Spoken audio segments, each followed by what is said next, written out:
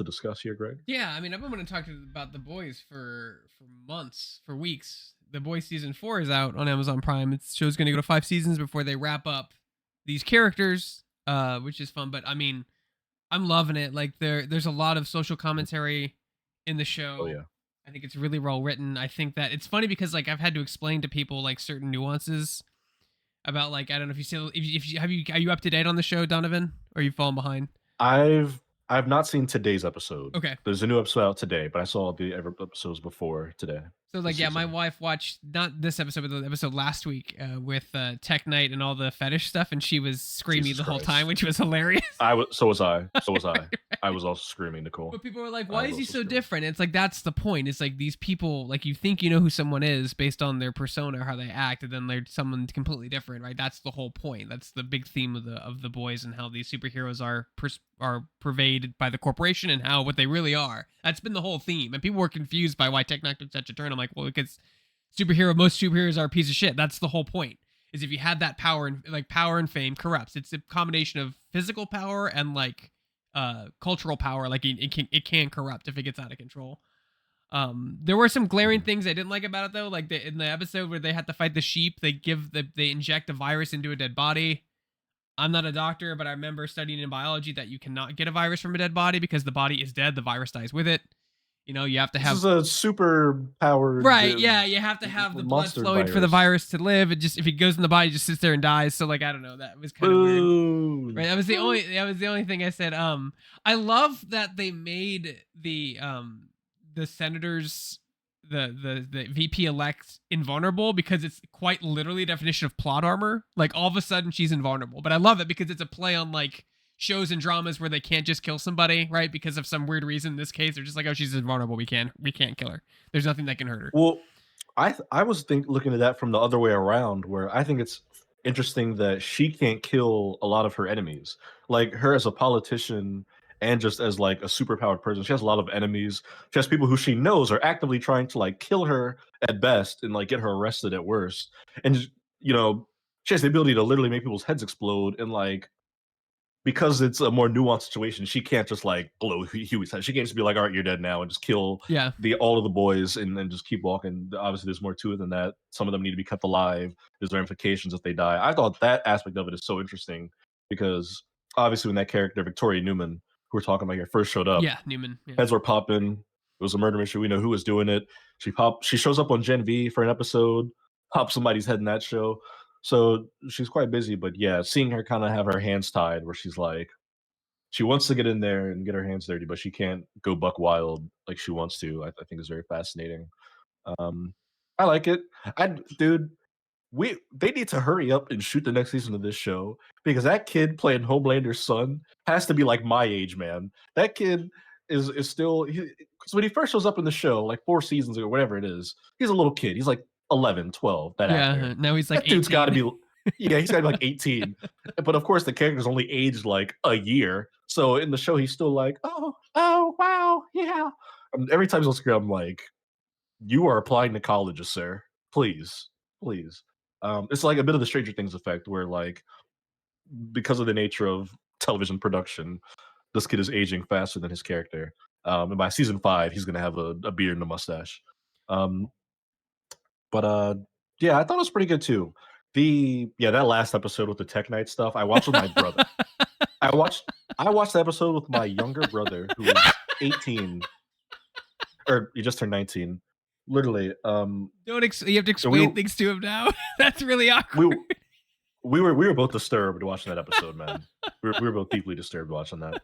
But yeah, it's a crazy show. So we've got today's episode, and then next week is the season finale, Greg. So I can always appreciate a good plot twist. Like it's been a while. Like the last time I had my mind explode like that in a show or a movie was Westworld. When you find out, spoilers to the show that's several years old at this point, but like you're going in between time and they're the same people, but you don't realize that until the very end. And it was like, holy crap, like it's a time thing. They're time jumping, and you didn't realize that. This one where I'm going to refer to him as Negan or Denny from Grey's Anatomy. What's his name? Jeffrey Dean Morgan. Thank you, Jeffrey Dean Morgan. Fantastic actor who I wish he was more in the show. I thought he was going to be more in the show. He's not really in the show that much. When he turns to Becca and acknowledges her, I was like, oh my God, he's not real. I was Yeah. like, I had to Mhm. pause and be like, he's not real. I was like, oh Mhm. my God, he's this conscious. I was like, oh my, he's this conscious. I can't believe that. Just that's amazing. Like I just my mind was blown. It'd been a while since I had that kind of twist because I didn't expect it at all. I thought he was a real person the whole time. Like the way they Mhm. film it is brilliantly. Like it was done beautifully. He's only talking to him when he's by himself. When you look back, and I love that because that just shows the hindsight and good writing and good editing and good filming. Like to have, you know what I mean? Like to not make those mistakes. Mhm. Right. There's that director. I'm gonna forget his name because I'm terrible with names. The Knives Out director. Ryan Yeah, Johnson. Ryan Johnson. He's really he is talented in that regard. Like he is very good at setting up shots and very good at keeping, making sure that everything is there. Because as an editor, one of the things I hate is when like something happens if in the movie in the Knives Out sequel they didn't switch the drink in the real time and then said they did, like I hate that shit because that's just you're lying to the audience. And he switched the drink, you just didn't pay attention to it until you go back and saw it. I rewound it to make sure that he did. Stuff like that I Mhm. love. It's really small details that like you don't really pay attention to until you're like, all right. Yeah, great show. Yeah. I can't wait to see where it goes tonight. We're getting a battle scene tonight. If you guys don't know about television, most of the budgets in the pilot and the finale, so like you don't get a lot of visual effects between them. Sometimes you do, but usually the biggest budgets are the pilot and the season finale. We're supposed to get a fight if with the Deep and Black Noir against the boys today. So I'm looking forward to that fight because the Deep is someone that I'm really like starting to like in this season. He hasn't been in it a lot, but like the octopus scene is like heartbreaking because like everyone makes fun of him his whole life. Everyone talks down to him. No one listens to him, but the octopus is like the only person in the whole show that listens to him and treats him like a human being.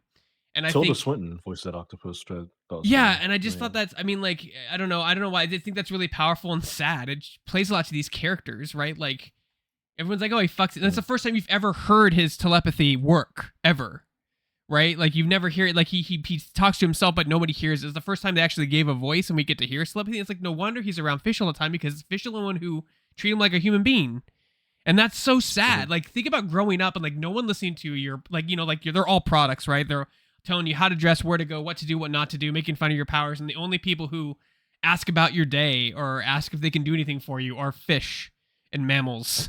And you know what I mean? Mhm. That's awful. So anyway, I just thought it was a really cool way to kind of humanize like shades of gray, right? Like the best characters are shades of gray, not black and white. Like, and that's everyone in the show is just completely shades of gray. And the Homelander backstory, oh my god, like he's still a piece of shit and he's Yeah. a sociopath, but my god, you can be like, wow, no wonder he's so messed up. Like feeling bad for someone that evil is like an accomplishment in any sort of medium when you're like, oh my god, Right. like he's a terrible person, he's murdered, he's done terrible things, he's raped, but oh my god, like no wonder, like this all like it all makes sense now. Like look how he was treated as a kid, like you know what I mean? It was awful. Not justifying anything he's done. I'm just saying that like it's having that, explaining that, and getting someone to feel empathy for someone like that is very difficult to do. Uh, you know, going back to Shrek, Mhm. people are like onions; they have layers, right? That's the whole. Yeah. Anyway, I love it. I love Way the to bring show. it Keep all full watching it. I circle. think it's freaking fantastic. I want to see more of it. It's hard for me to watch older cartoons now after watching this because I think I told you this last week, but like I'm rewatching some older Justice League and Batman Beyond stuff. And some of these Yeah. things I'm expecting when they get hit and they hit a wall, I'm like, oh, they get spidered and die. No, they don't, because it's a kid's show. But like that's the kind Right. of No. mindset I'm in now as an adult after watching shows like this. Mhm. Yeah. The Wiz is definitely a different beast. Um,